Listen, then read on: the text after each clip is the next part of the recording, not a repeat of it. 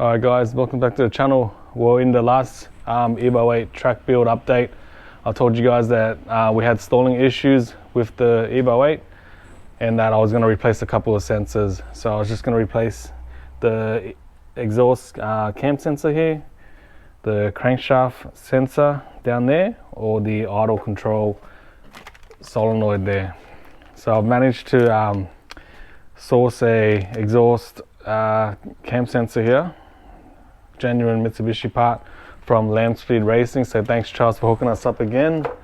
So I guess in this video I'll be showing you how to replace the exhaust cam sensor. It looks like it's just one bolt, which is a 10mm there. Undo the connector and then we'll just wriggle it out. Right, so pretty much on this job here you're just gonna need a 10mm socket and a ratchet. It's just one bolt, nice and easy. Alright, so the first thing we do is disconnect the sensor. Just tuck it away somewhere, out of the way.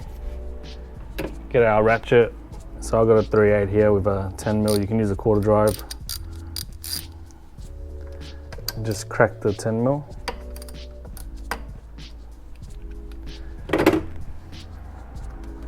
Just be careful not to lose the bolt.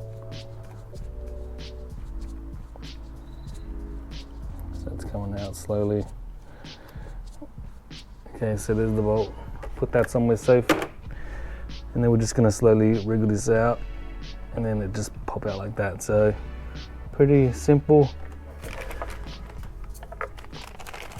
New one here. It's got a nice little connector seal here, so just take that off. Just check it, make sure it's the same, looks the same.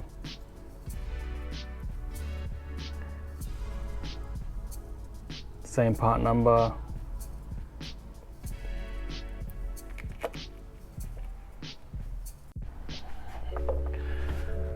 Alright guys, so the new sensor comes with a new seal.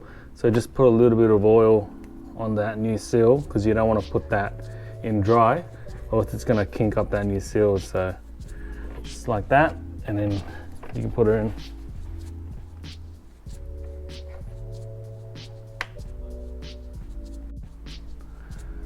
Alright, so just get the 10mm bolt again. Just wriggle it to it. You find it, then you turn it tight.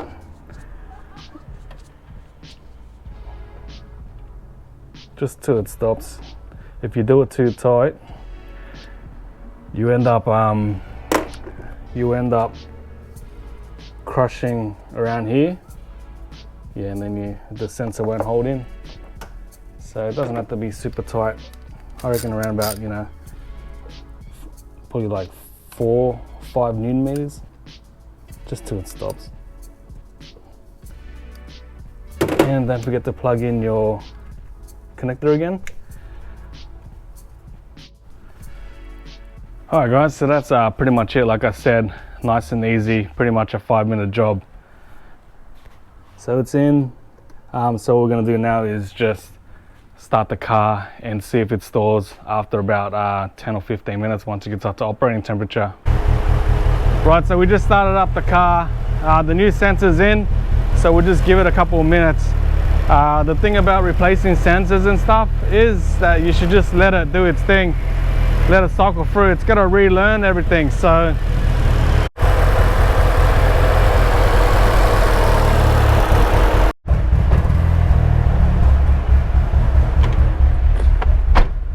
Alright, so we're just going to take the car now for a quick drive around the block and we'll see if it stalls. I'll just give it a little bit of a rev.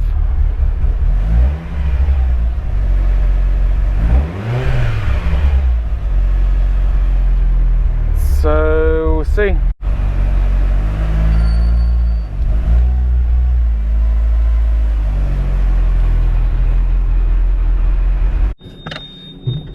Alright guys, no good. As you can see, it's just stored out and I've not even out of the garage yet. It's only been about 10 minutes. So the cam sensor replacement still hasn't fixed the problem. So I'll just start up again.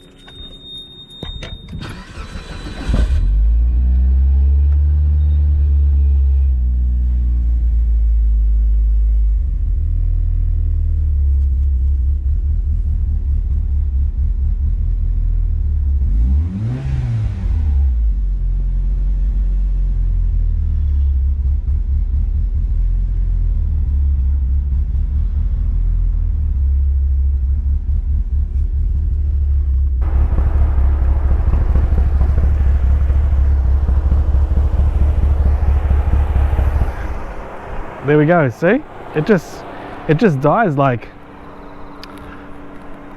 it just dies. Car's still on.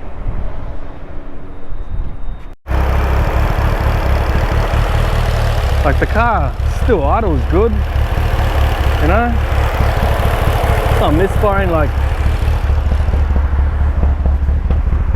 I've got cams and stuff, but still idling fine. Just drops out after 5 minutes of running. So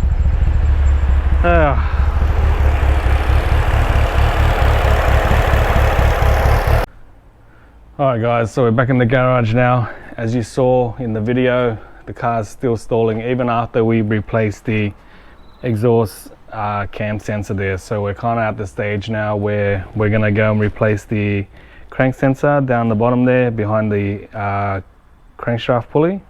So pretty much all this has to come out. The power steering pump's got to come out to gain access to this wire here. So yeah, kind of disappointing. I was kind of hoping it was just a nice and quick easy fix, but unfortunately no, it isn't. So I'm not going to be able to do the crankshaft sensor today because I'm just too busy. So I'm going to have to do that another day. So if you want to see more on the Track Evo 8 build, hopefully we can get this thing on the track soon. Like and subscribe, tell all your mates, and I'll see you guys in the next video.